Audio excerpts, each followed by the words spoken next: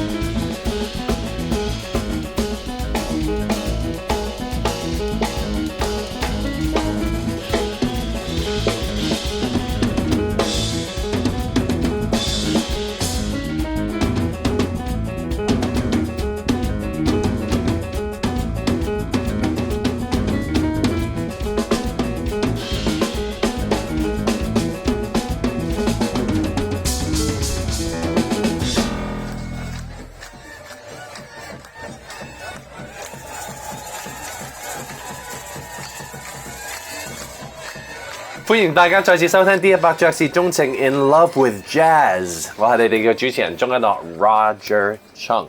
繼上個禮拜咧，同 Dominic Miller 一個非常之 legendary 嘅吉他手爵士而家進入咗呢一個圈添。因為之前佢係好多 pop 同埋 rock 嘅 project， 而家入咗 ECM 之後啦變成一個爵士嘅音樂人，仲會參加我哋嘅爵士樂馬拉松2024年嘅仲要係我哋嘅最後一個 act 嗰一日係記住大家即係呢啲日子啦。好重要嘅4月28號3點鐘喺荃灣大會堂演奏廳，星期日佢將會帶佢對 band 嚟同我哋去彈好多好正嘅嘢啦，當然係咁Dominic Miller 繼上次之後，今日我再會同另外一位嘅爵士鋼琴好手真係頂尖嘅一個由古巴嚟嘅，但係而家咧係喺德國度長居嘅 Pacheco 嚟到去進行一個 interview 嘅嚇。咁今日咧非常之精彩，因為我哋今日嘅 story 佢會講嘅一啲嘅古仔啦嚇，係非常之精彩。咁第一 part 咧，我同佢熱下身先嚇，咁問下佢，問候下佢啦，當然係咁同埋亦都係話俾大家聽佢會幾時嚟啦。咁佢嗰日咧就係星期五晚嚟嘅8點鐘，4月26號 Pacheco and Ronnie Krieger 嘅 duo 咁一個咧就係彈琴，一個咧就係打 percussion。咁無獨有偶Ronnie Krieger 咧亦都係同 Sting 咧有好多嘅合作嘅，就好似 Dominic Miller 咁樣咁佢哋呢兩位人咧就會嚟到 Jazz Marathon 打響頭炮8點鐘嘅時候咧，星期五晚咧就會展開 Jazz Marathon 啦咁今日咧非常之有幸可以邀請到佢上到嚟我嘅節目，同我去傾下偈啦。咁我好中意同佢傾偈，因為佢非常之開朗嘅人，亦都好真誠我覺得呢一個係非常之重要，非常之真誠。咁一開始嘅時候同佢熱下身咧，就除咗問候佢之外咧，亦都叫佢講下佢嘅呢一位拍檔啦 Ronnie Krieger 咁何方神聖啦，同埋佢同佢之間點解會咁樣去合作咁我哋會傾呢一啲嘅非常之有趣嘅話題。咁事不宜遲啦，咁我首先仲要未去 interview 之前介紹埋頭先嗰隻歌話俾大家聽，叫做 Paseo en 6/8或者6/8喺 Spanish 嚟講就係6/8，咁嘅意思咧就係用6/8拍咧嚟到去散步咁解，咁非常之好聽嘅一隻亦都帶有一啲 bebop 感覺，但係亦都有一啲嘅古巴感覺乜都有啲嘅感覺嘅一首歌曲。咁嚟到展開今集爵士鍾情，咁事不宜遲，我哋即刻咧去到同 Pacheco 咧嚟到進行一個 interview 啦咁請細心欣賞以下落嚟嘅呢啲嘅對話。咁以下落嚟嘅對話咧係用英文進行嘅咁所以咧我會每一段嘅英文 interview 之前咧我都解釋一下我問咗啲乜先。Hey, yay! We have here. Wow. This is going to be great because this very special pianist, who is originally from Cuba and now currently living in Germany, is going to be in Hong Kong, and we have just listened to her tune Paseo en. Let me try my Spanish here. 6/8. Is that how it goes? Very well. So, muy bien. Oh, bien, yeah. Nada. So we have here Pacheco. Am I pronouncing her name correctly in Spanish? Oh, it's Pacheco. There's a C Pacheco. there. Pacheco. Yeah, that's right. Yes. How do you say your name? Mariali. Pacheco. Mariali with an L. Mariali Pacheco. Pacheco. Yay. I took Spanish when I was in high school for 3 years, so I still have a little bit left. Yay. So, well, welcome to the show In Love with Jazz with me, Roger Chung. And we're very excited because you're going to be here. In fact, you're going to be here in April next month. April 26th, you're going to have a show on Friday night, which is going to be the opening night for the Jazz Marathon, which is a big thing in Hong Kong jazz scene in the Chunwan Town Hall Auditorium. Have you ever been to Hong Kong before?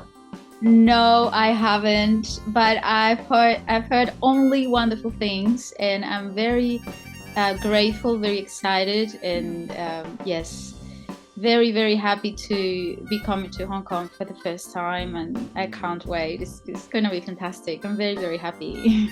I can definitely give you list of food that you can try it out over when you're here. Okay, please do. Food.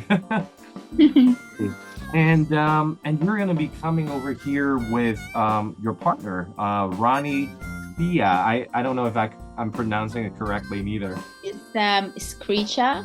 Krija. Okay. Creature. Maybe you can tell us a little bit about Ronnie, who's also in the tune that we've just listened to, Paseo and Seis Ocho. Yes. Well, Ronnie is for me, one of the best percussion players I've played with, and I think one of the top percussion players in the world. He has played with many, many wonderful, amazing musicians. He is best well known for his work with Sting for many, many, many years, and as a percussionist, and and for me it's a big privilege to be playing with him. He is a friend and an amazing, wonderful, very unique percussion player. He's from Morocco, so we, Morocco and Cuba, we have like the same sort of roots, Africa sort of unite us as a culture. And then so it's quite easy, or was quite easy for me at the very beginning of our work together to find a common ground for us musically, and also in the personal level. So very, very happy, and it sounds amazing with him all the time. We just had 2 concerts last week, and it was really, really great, and I'm very, very excited that I get to come to Hong Kong for the first time and play with him. So it's gonna be really, really cool. We're definitely looking forward to that. And talk about Sting. Last week, guest on my show was Dominic Miller. Dominic, yes, he's here's the connection here, because he's also going to be on the Jazz Marathon. So I know. I think he's going to be like before us or after that. After us. After. Okay. Yeah. So he's going to be on the last day. You guys are going to be in the opening night. Oh wow! What a privilege. Really and nice. I have to say, this duet concept of yours that you're doing the piano and other people are doing their instruments. It's quite unique, I have to say, and especially when you're doing it with Ronnie. You don't really have a bass player, and so it's just a piano and the percussions duet. How did you come about this idea that you think this is going to work? The idea came because I wanted to record a new album and try something new. So I had prior like trio albums and solo albums, and so I thought I've never done a duo album. So the idea started there, and I recorded this album called Duets. Where I play with different musicians, and I invited some of my favorite musicians to play with me on this album. And it was an adventure for me as well as a composer and as a pianist, because to play in duo, as you said before, especially with percussion, is you don't have a bass player, so the piano has to, the approach on the piano has to be different. So you have to approach the piano in a more orchestral way. You have to think bigger, not just chords. Have to think really, really big. And for me, that's not a problem, because I play a lot of solo piano and I love rhythms, and I love to I have a sort of develop almost a concept to make really cool bass lines on my left hand that are very percussive and very cool and intricate in many ways. So in that way it worked with percussion. So for me, is very, very cool to play with percussion, and that's the approach. So you have to think of the piano as an orchestra or as a band, you know, and then you guys just work very, very well. I mean, you know, yeah, thanks. When you listen to Pacheco, the tune that we just listened to is just very, very exciting.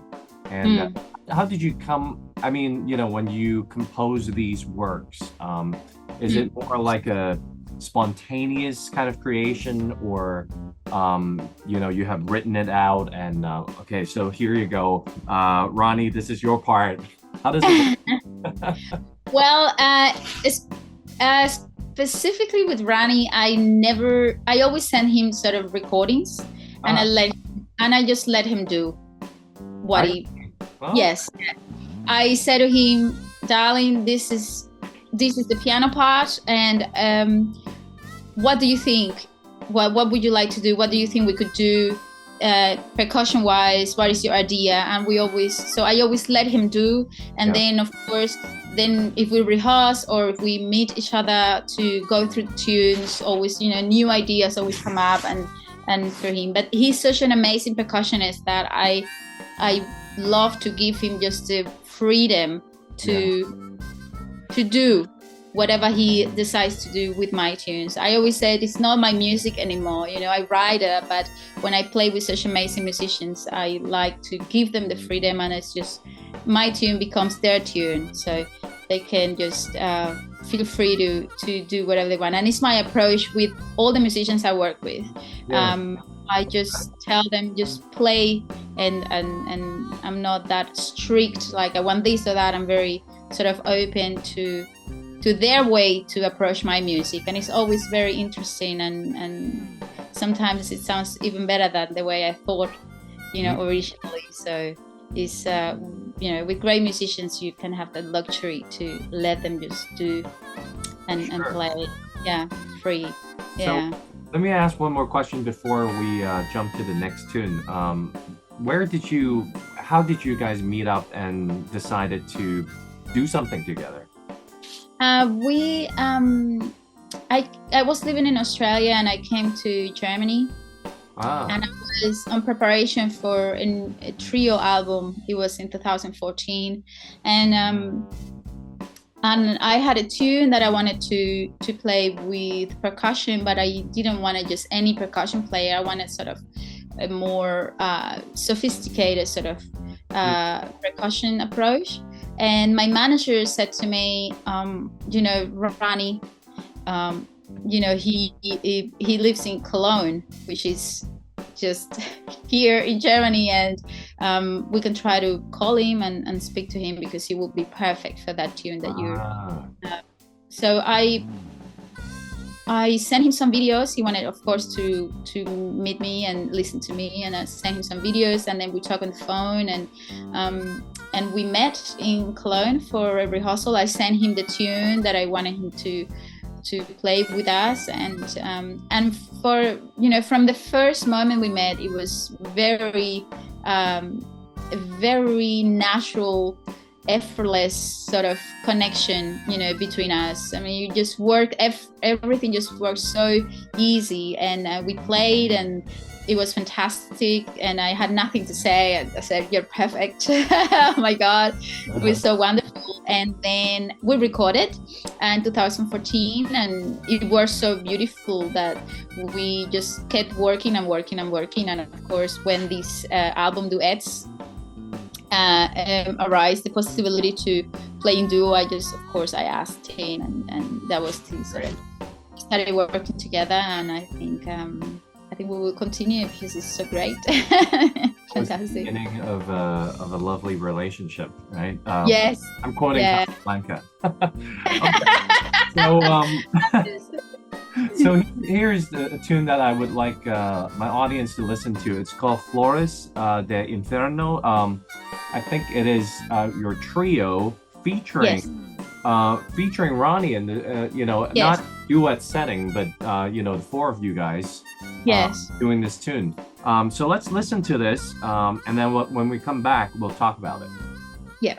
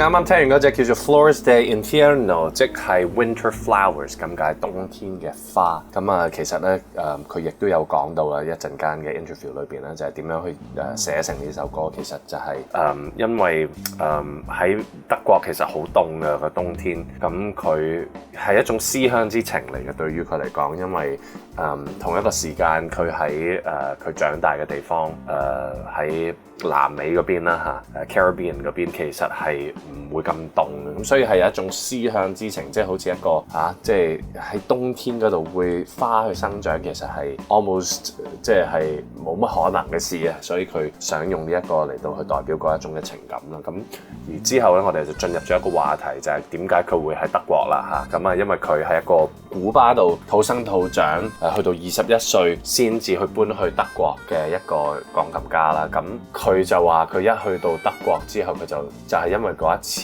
次嘅一個 trip 去德國，有一啲嘅 gig 啦，有啲 show 啦嚇，佢即刻決定咗留低，而同屋企人亦都產生咗摩擦添，因為佢話其實古巴嘅culture 嗰個文化，其實啲屋企咧係好 close 嘅嚇，咁即係竟然去到德國先話俾阿爸阿媽聽，咁佢直情同阿爸有啲嗌交添啊！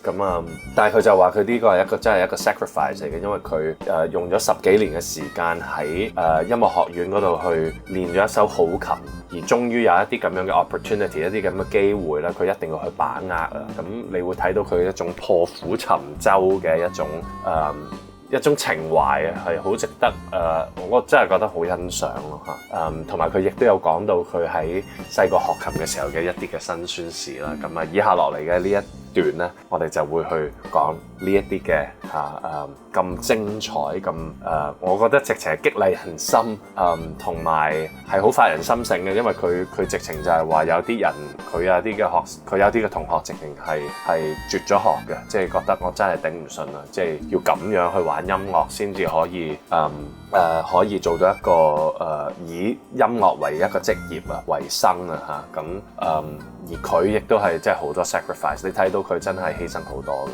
嚇，咁尤其是佢嘅文化係嘛，即係咁 close 嘅時候，佢竟然要係身處另一個地方，一個咁難去適應嘅地方添。佢亦都有講到，即係嗰個語言，尤其是佢話非常之難學嘅一個語言啊，由頭咁樣又要再學過，咁即係非常之呢一種咁嘅毅力係非常之犀利嘅，所以喺度咧，我哋即時聽下佢現身說法。Flores de Infierno, winter flowers. That's right. I still remember a little bit of my Spanish. Tell us a little bit about this tune. This tune is part of my new album called Reload with my trio. And Congratulations. yes, and this tune was born after I came back from Barranquilla in Colombia, where I spent Christmas and New Year's Eve. And New Year's I was there till middle of January. And because my trio, the boys, they're from Colombia, they come from Barranquilla, so I couldn't go to Cuba because of the coronavirus pandemic, so I couldn't go to Cuba. That was 22, 21, 22, I think, beginning of 22. And yes, and he said to me, come to Colombia, so you don't spend Christmas and New Year's alone in Germany. It's cold and everything, so just come here. And I wanted to go to Cuba, but I couldn't, so I went to Colombia and I had the greatest time.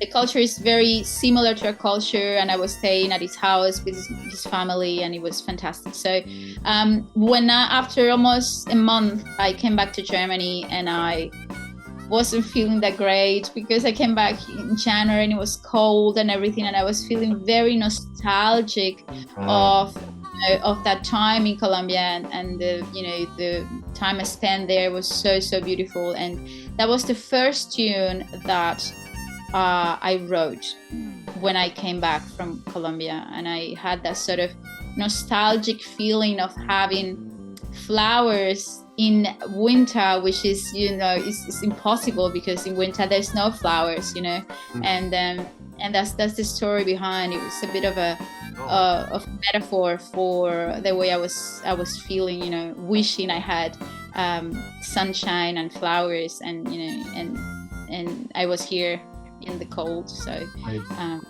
that explains the mood of the song, melancholy kind of yes.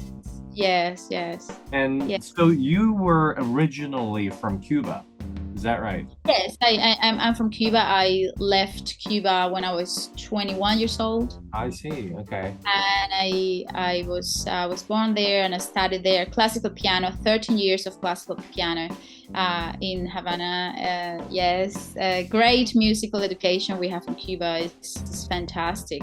And I came to Germany when I was 21 years old, and I've been here since then, but I was 3 years in between. I was in Australia, and then I came back in 2013 back to Germany. I've been here since. And right. So when did you decide to move to Europe? Which is I would say a completely I don't think it's an understatement. It's a completely different scene. It's a very different culture. All that. Yes, and not any country in Europe, but Germany, because if you say, okay, you're moving to Italy or Spain, coming from Latin America, it's sort of I would understand it. It's sort of like there's something that connects us, from the way people are, and we have cultural similarities. But with Germany, there is it's like another universe you can imagine. And but I think for me, I was here before. I was here a year before, so I had sort of a connection here in Germany already, and I came here to record my very, very, very first album here in Germany. And I had the invitation to come here, and I decided after the recording of the album, I decided to stay. I didn't go back. Yes, I decided. What made you decide to stay? I think that's well, darling, we could speak about that for hours, but I'm gonna try to be. Yeah. Well, I think it was just the need for freedom. In Cuba, we have a very closed system, and it was very hard to travel, and everything is very controlled. So. And I I didn't want it to be there anymore. So I took sort of the step of thinking, okay, now I'm here in Europe. I have the possibility of being here, of making music here. So I'm just gonna stay here. Right. And it was a very hard decision for me, because my family didn't know about it. So I decided while I was here that I wanted to stay here. Mm-hmm. So I sort of called them. I called my mom and they were shocked. Dad, and they were totally, you can imagine, they were shocked, and Dad was very angry with me, like really. Yes. Yes, it was. About that. That's why you said it's gonna take like hours to talk about it. Okay. Yeah, if we could just do an extra podcast on that, because it was really hard. It was hard for them, and it was hard for me. Very hard for me, especially because I had to. Well, I was in a new country with a new culture, with a new, a different system to, political system with what we have in Cuba, and I had to learn fairly quick all the things, how things work here, how life works. The German language is one of the hardest, I think. Language. It's very hard. My God, it's hard. And I had to learn it, and sort of huge cultural differences between Germany and Cuba, and it was really hard for me as well, to try to work things out here in Germany, and at the same time I was missing my country so much. I was missing Cuba. I was missing my family so much, and but I had to, I was here for a reason. I was here to just to be here for my career, and to work, and to try to make a name for myself, and that's why that was the most important thing for me, my career. It's hard, for musicians. Music is a very difficult and demanding. Definitely. But if you're gonna say something to a prospective full-time professional musician, we're gonna tell them, from your experience. Well, if they're professional, they know how hard it is already. So if they want to be, well, they have to be ready to do so many sacrifices. They have to love music beyond words, because and they have to love music so much that they are ready to do anything to play at anything, to be able to do music, and to play it at the highest level. If you wanted to play at the highest level, you have to practice long hours, you have to be patient, you have to do sacrifices. You have to, if you decide to go to another country because the possibilities are better, in my case you have to be ready to decide almost between your career and your family. You can't have both. In my case, I decided my career, and those are the sacrifices that you do for your career, for music, and yes, and also you have to be very thick-skinned, because you have to deal with rejection and critique all the time. You have to learn to take nothing personally. It's just a matter of opinion. Some people might like the way you play, some people might not like the way you play. There's sometimes very good critique, like constructive criticism is always very good. Just have to learn to deal with that without letting that take you down and bring you down. Always trust in yourself, always, and trust and believe in yourself is very important, and keep authentic. That's one of the key things to success as a professional musician. Authenticity, and have something special and unique about you. You have to have it, because otherwise you're just one more in the big bunch of musicians. So always try to find that thing that makes you special and that separates you from the bunch, and then work on that and develop that craft, and and love it. You have to love it so much, because otherwise you're not gonna make it.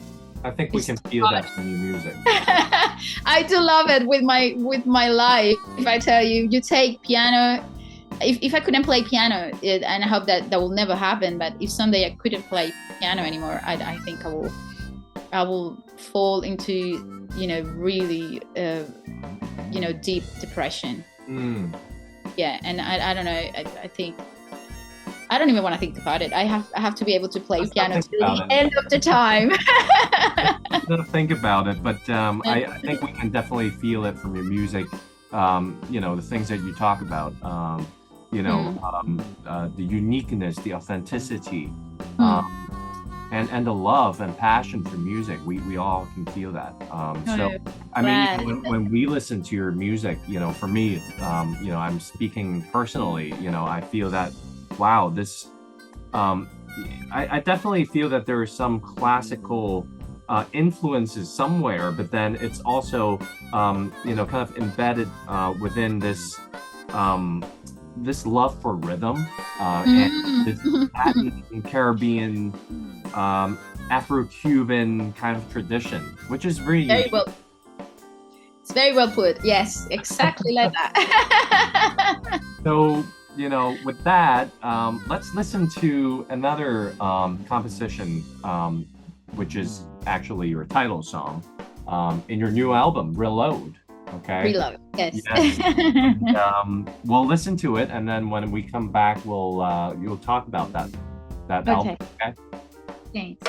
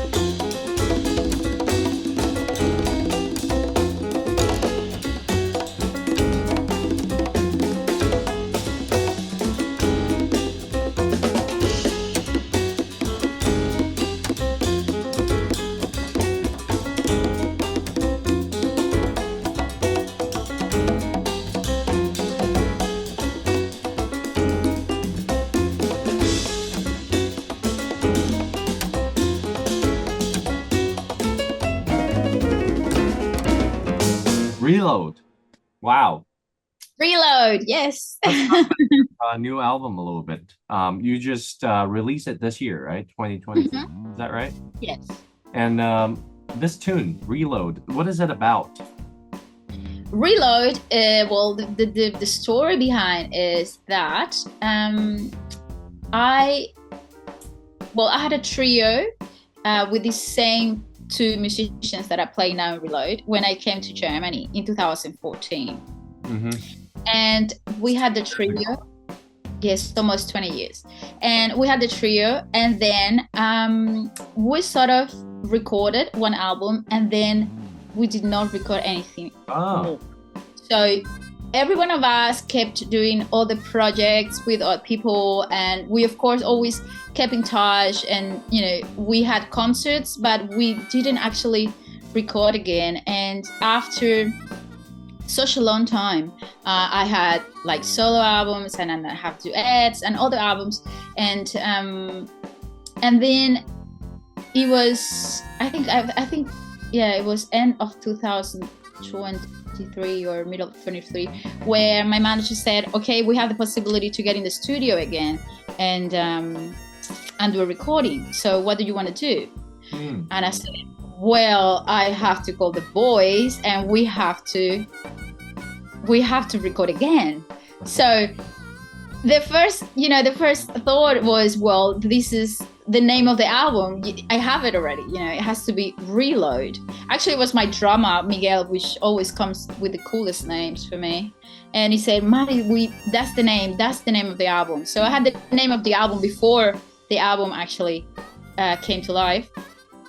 And it's because of that. It's because we are, the old crew sort of recording again after such a long time. Such a long time. And we've grown so much, because 20 years later, it's a long time. And each of us, we played different. We were different people. We were older.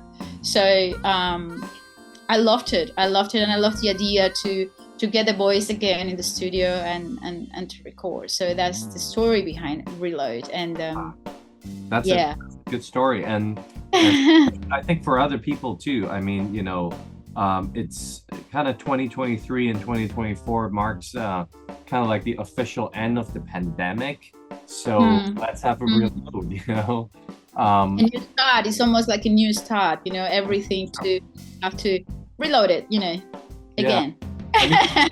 For me, COVID just went by like, it's like this giant thing. Yeah. Yes. I can't really tell the difference between 2020 and 21 and 22, Oh my God. It's like before COVID, and then during, and then after. After. Yes. Yes. But I want to talk about your classical background, being a jazz musician, with all those Afro-Cuban chops and all that. But you're all classically trained. How is it your family that trained you, or how did that happen?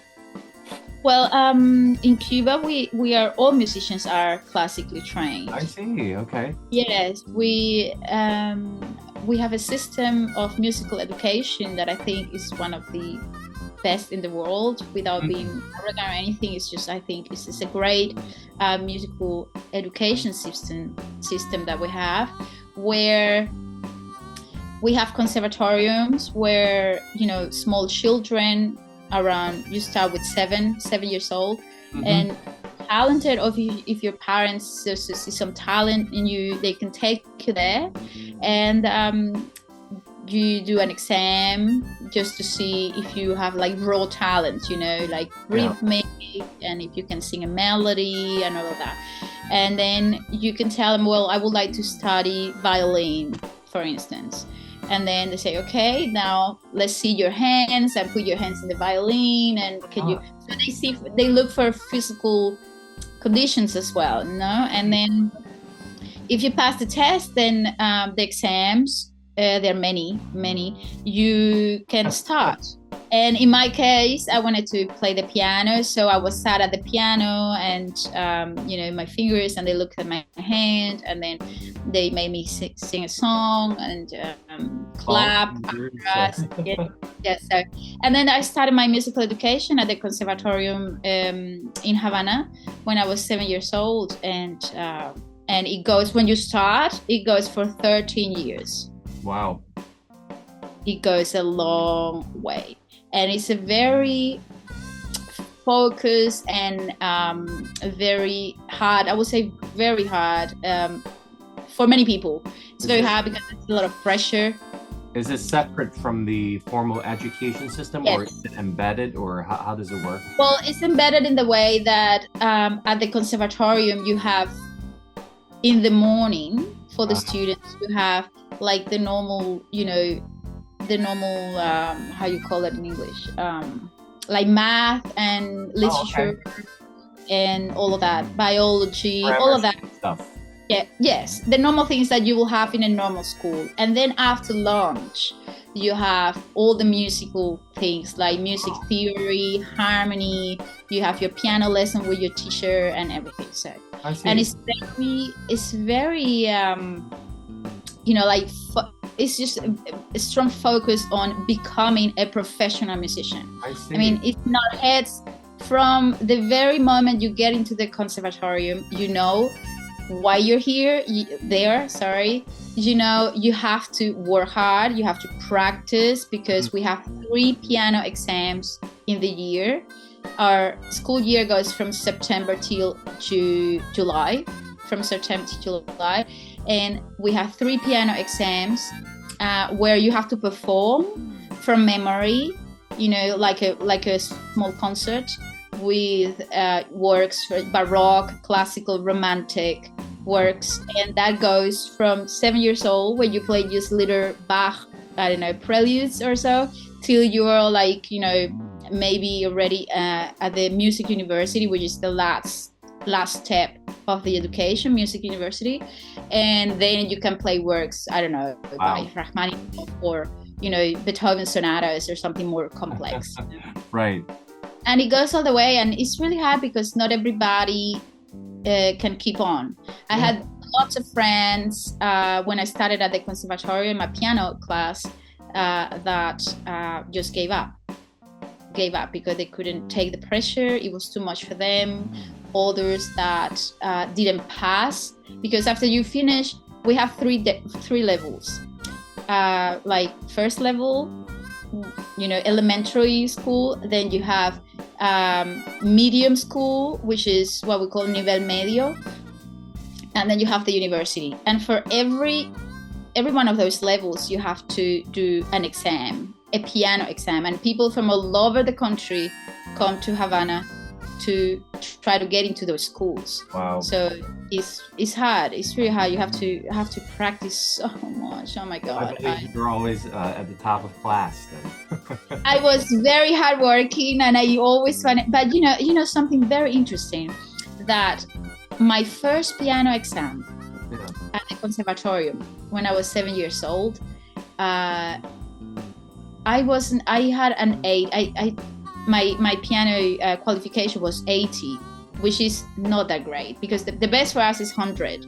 100 is the maximum. So I got an 80 on my first piano exam, 7 years old, and I cried. And my piano teacher, which she was 7 years long, my piano teacher at the conservatorium, she said to my father, she has to work really hard because she's very skinny. I've been always very skinny, I was always, and she's very skinny, and she has to work on getting strong, like strong fingers, and to get the whole technical thing. So she has to work a lot on technique, and she has to work hard. And so I wasn't like the best from the very beginning, like when I was little, I had like difficulties, and things that I had to overcome. By the time I was a teenager, I was pretty good already. I was always getting hundreds on my piano exams and winning prizes and all of that. Certainly. So, but yeah, but it's you never stop learning and you never stop working on getting better.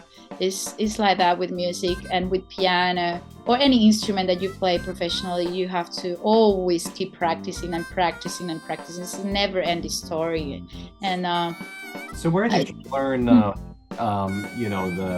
jazz and the Cuban stuff? Well, the Cuban stuff the Cuban stuff is because we're Cubans and we just have it in our blood. It's like I can dance and I don't even know how. I don't remember learning ever how to dance.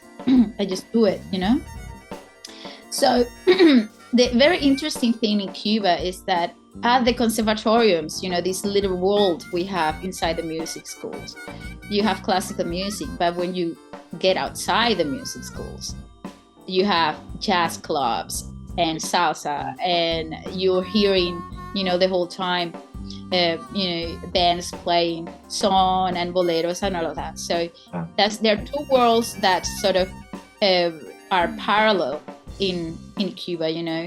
They don't collide, but they sort of complement each other, but they are parallel. So that's why many of, or I would say most of classical musicians in Cuba are not only classical musicians, classical dancers as well, from the ballet or whatever. They can dance salsa, and reggaeton and all of that as well. So do they call it like jam sessions over in Cuba, or? Yes. It's very natural for us to play, and folk music and rumba, guaguancó, all this is very, because we have very strong African, Afro-Cuban culture is very strong in our country. So we were a colony from the Spanish, and then they brought Africans to work in Cuba. So they both worlds musically and also from the race, point of view, they sort of mixed. That's why I have this color on my skin, which is not white and it's not black. So it's in between, So because my mother is black and my father is white. So that's why I have this color in my skin. And the same it was with music. I love that color. You love it. Yes, it's nice. And I'm very light at the moment because there's no sun in here. But if I was in Cuba, I would go really nice brown color. I love it. Yeah. I always there's no worry about saying this because I always tell my wife, hey, check out that skin. I love that brown. Yes. But that's the result of two cultures that mix together, and in that same way it happened with music. So our musical tradition is based in Europe and Africa. So we have very strong rhythms, and at the same time very beautiful melodies and European traditions as well in our culture. So that is really magical. Yes, I love your music, like the music of your people, of course your music too, and I think the way that I see your music is like a fusion of all these elements together. I can't tell you how much I look forward to your show in Hong Kong. Me too. I'm so excited. Thanks. I mean, thank you very much for talking to me on my podcast, and really looking forward. And how should people follow you on social media? Well, Instagram. Okay. Instagram, please, and Facebook. Well, all those, Facebook, Instagram, and what else do I have? I have TikTok as well. Oh, you do? Yay! Where actually, you can. In Hong Kong, we don't use TikTok. For some reason, it's banned. But I think they're still talking of like of opening up TikTok over here, but it'll take a while. But we're definitely on Facebook, YouTube, and Instagram. So Instagram, yeah, and you can make sure, you can be sure, or the people that are listening, all the audience listen to your podcast, that if you write to me on Instagram, I will reply myself. Like I don't have anyone that is answering for me. Like I love Instagram. I really like it. Lots of people say, "Oh, I can't deal with it," but I do have lots of fun with it. And if they decide, if someone writes to me, I reply myself. Like I get my phone, I get all the messages and all the comments, and I'm always very much grateful and look forward to all the comments and people writing to me. You know, yeah. So you wonderful. Yes, I do it myself. Yeah, right. I really do it. Now, before we end the interview, let me remind everybody that Mariali Pacheco, right? So perfect. All right. She's going to be here with Ronnie Klija. Perfect as well. Right, from Morocco. They're going to be here on April 26th, Friday, 8 p.m., which is going to be the opening of the Jazz Marathon in Hong Kong, Chunwan Town Hall Auditorium. Please, buy your tickets and, check out these really wonderful music that the Jazz Marathon and the people in the Jazz in the Neighborhood project are bringing to Hong Kong, because this is very important and it's going to be an eye-opening experience, I guarantee you. All right, so and this is going to be the last tune that I'm going to play today. It's called Burundanga. So, I have to tell you something, because I have a medical degree. So when we say Burundanga, it's actually a medication for sickness. There's actually this reference to this word Burundanga, but I know that it actually means something else in Cuban language. Yes, for us it's a word that can mean everything and anything at the same time. So it has no translation, or you cannot find it in the dictionary or anything like that. But for us, it's like a mix of crazy things all together, like a mix match of everything at once. Like that movie. You know the movie, everything. What was the name of the movie? Everything all at once. Yes. That's that where you think, oh my God, I don't understand. What doesn't make any sense what is happening, but it is happening. So, a burundanga could be like my grandmother will do a soup the day after with some leftovers from the day before, for instance, and she will take a bit of that, a bit of that, a bit of that, a bit of that, whatever. It doesn't. Yeah, whatever she could find, and she would do a soup or some sort of, mix whatever for the kids to eat the day after with the leftovers. Right. Or could be as well, when you say someone te achado, have done to you a burundanga, it means like you've been bewitched by someone. Like, I don't know, if I want you now to be, I'm in love with you, and so I go to some sort of voodoo sort of thing person that I tell, I say, well, I'm in love with Roger and I want him. He doesn't love me, but I don't care. I want him to love me. But the wish was said to me, so, okay, bring me a hair from him. Yeah. And try to, whatever. So I bring a hair or something personally from you, and that will be mixed with some blood and with just a bit of dark magic involved, sort of. And then she will put that like in a potion and say to me, so he has to drink this, try to mix it with water and give it to drink. And then you'll drink it and fall in love with me forever and ever. Even if you don't want to, no option. I hope that you're going to play this tune when you're in Hong Kong. Because we are. It's a very playful tune. We are playing it it. also Yes. features your partner Ronnie Klija. Yes. So Burundanga. So thank you very much for being here, Mariali. We look forward to seeing you on stage. My pleasure. Thank you. My pleasure. Thank you for having me. All right, bye. Bye.